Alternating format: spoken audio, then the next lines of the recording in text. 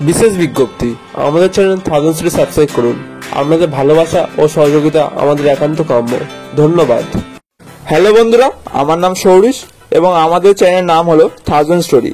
আমাদের চ্যানেল প্রতিবারের মতো নতুনত্ব গোপালপাড়ের ভিডিও উপস্থাপন করে। এবারের গল্প উপস্থাপনা হলো স্বর্গের ফেরি ভাড়া। চলো বন্ধুরা, দেরি না করে আজকের এই গল্পটি শুরু করা যাক। স্বর্গের ফেরি ভাড়া। একবার এক ভট্টাচার্য বামুনের সঙ্গে গোপালের জোর তর্ক বাঁধে। বামুন গোপালের ওপর প্রচন্ড রেগে গিয়ে বলল, মরে গেলে আমি স্বর্গে যাব, আর তুই মরলে নরকে যাবি গোপাল। বামুনের মুখের ওপর তর্ক করে এমন মিথ্যা বলার ফল ফলবে। গোপাল মুচকি এসে বামুনকে বলল, স্বর্গে যাওয়ার ভাড়া কত জানেন? স্বর্গে যাব বললেই যাওয়া যায় না, মুরত থাকা চাই। স্বর্গে যাওয়ার জন্য আবার ফেরি ভাড়া দিতে হয় নাকি?